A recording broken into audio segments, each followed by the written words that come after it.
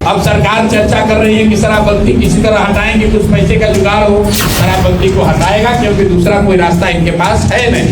लेकिन ये सरकार अगर हटाती है, शराबबंदी हटाएंगे ये लोग, तो ये अपना जेब भरने के लिए, भ्रष्टाचार करने के लिए, मैं आपको घोषणा कर देता हूँ, बिहार में भ्रष्टाचार कम नहीं होगा। मोदी जी भी अपना चेहरा लोकसभा चुनाव से पहले नहीं दिखाएंगे। अरबा चावल खाइए या उसना चावल खाइए।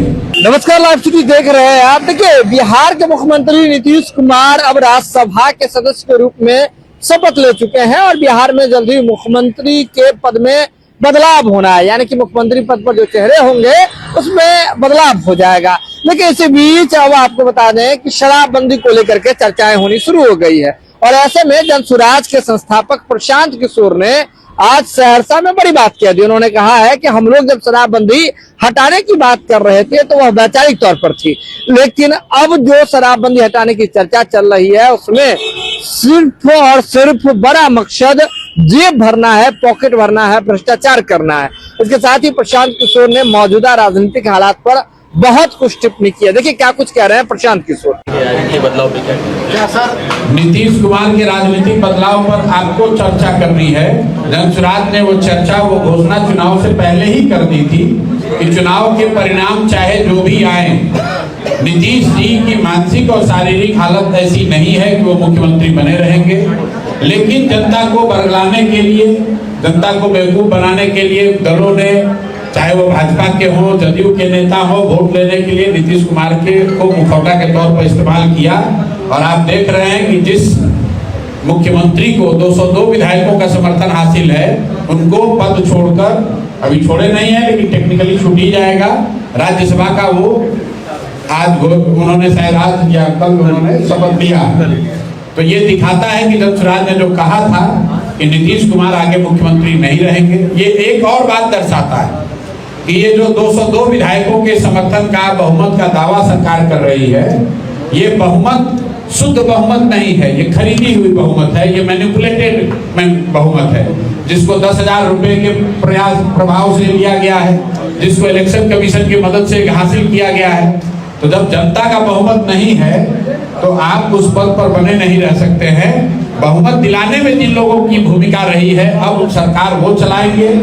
तो आप देखेंगे बिहार में पहली बार अब जो मुख्यमंत्री बनेंगे, व्यक्ति चाहे कोई भी हो, जो मुख्यमंत्री बनेगा उसकी प्राथमिकता बिहार ना होकर गुजरात होगी।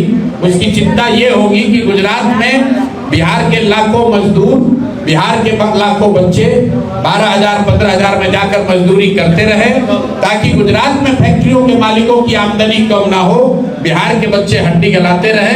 क्योंकि देश के दूसरे किसी हिस्से में आप 1 करोड़ नवयुवकों को नहीं ढूंढ सकते हैं जो कि 10-12 हजार रुपए में जाकर 10-10 घंटा काम करे।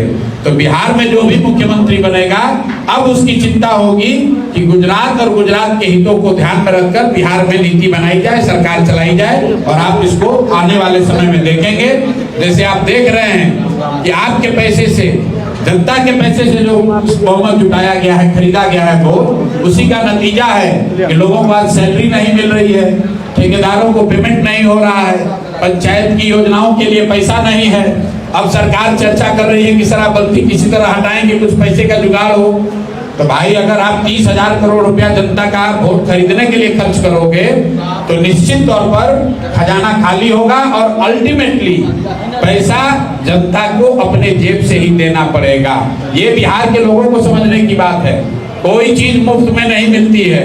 सरकार अगर आपको मुफ्त में बिजली दे रही है तो बिजली का रेट बढ़ाकर 8 रुपए प्रति यूनिट भी कर दिया।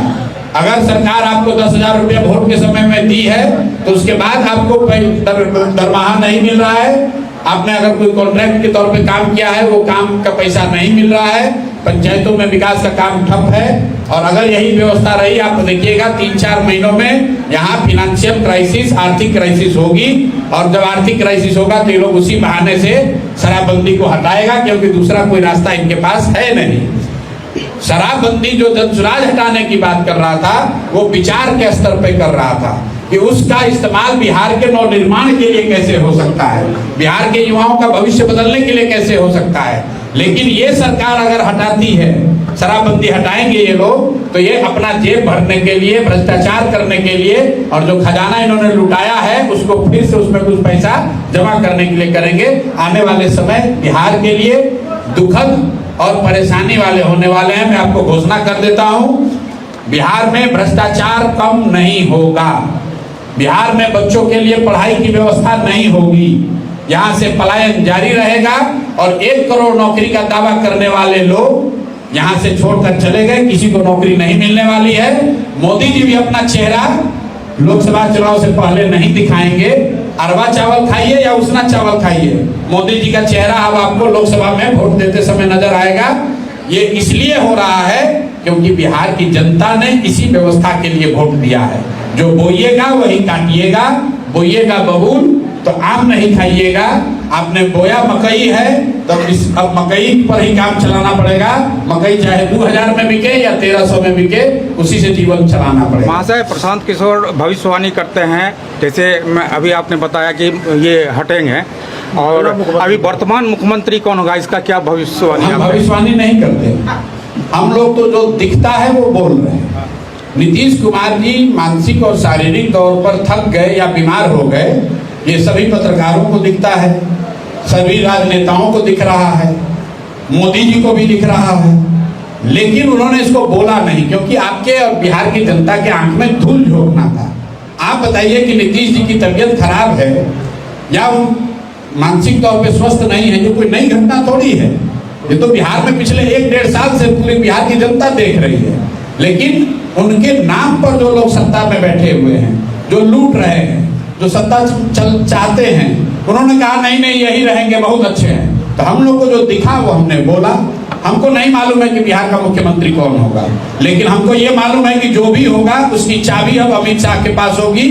अमित शाह जो चाहेंगे वो मुख्यमंत्री वो करेगा, बिहार की जनता जो चाहेगी वो मुख्यमंत्री वो नहीं करेगा, क्योंकि मुख्यमंत्री बनाएंगे अमित शाह और मोदी जी, तो जो वो लोग कहेंगे वो आपको करना पड़ेगा। क्या लगता है अभी एकला चलो के सिद्धांत को बनाए रखेगी या उसमें कुछ संशोधन करने का विचार? जनसुराज अपने विचारों से, अपने संकल्प से, अपने कार्यक्रमों से, अपने प्रयास से पीछे हटने का जनसुराज का कोई सवाल ही नहीं है। एकला चलो का सिद्धांत, बात एकला चलो की बात नहीं है। किससे समझौता किया जाए? समझौते से परहेज नहीं है, लेकिन अगर समझौता विचार से करना पड़े तो वैसा समझौता नहीं चाहिए। अगर समझौता करके सत्ता में ही आना है तो फिर उसके लिए नया दल बनाने की क्या जरूरत है? जितने लोग जनसुराज में हैं वो भी किसी दल में जा सकते हैं। हम लोग एमएलए बनने नहीं आए। अगर बिहार में बदलाव करना है तो ऐसे लोगों से ही समझौता किया जा सकता है जो इस विचार से सहमत हैं कि बिहार में बदलाव की जरूरत है, बिहार में शिक्षा की जरूरत है, रोजगार की जरूरत है। सिर्फ सड़क बनाने से कुछ होने वाला नहीं है। अंग्रेजों ने भी बहुत रेलवे लाइन बनाया था, उससे गरीबी दूर नहीं हुई, उससे आपका भला नहीं हुआ। इस देश में आजादी के बाद जितना रेलवे लाइन बना उससे ज्यादा रेलवे लाइन अंग्रेजों ने बनाया था, तो क्या उससे देश का भला हो गया? तो सड़क देखकर वोट देने वाले लोगों को ये समझना चाहिए कि अगर आपके बच्चे पढ़ेंगे नहीं, आपका बच्चा मजदूर रहेगा गुजरात में, तो बिहार में सड़क बन जाने से आपका जीवन सुधरने वाला नहीं है। महाशय, आज एक अन्य मार्ग खाली हो रहा है, उनका स्टैंड मार्ग में शिफ्ट हो रहा है, इसको किस मुख्यमंत्री आप नहीं रहिएगा, अन्य मार्ग खाली कीजिएगा। तो वीडियो देख लिया आपने। आपको बता दें कि प्रशांत किशोर अभी जनसुराज के बिहार नवनिर्माण अभियान पर हैं और ऐसे में सहरसा पहुंचे हुए थे।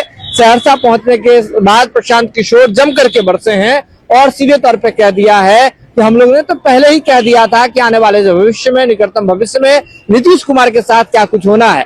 अब जो नए मुख्यमंत्री बनेंगे, चाहे कोई भी बने, उनका एकमात्र काम होगा कि कैसे गुजरातियों को जो है फायदा पहुंचाते हैं और बिहार के लोगों का भला नहीं होने वाला है।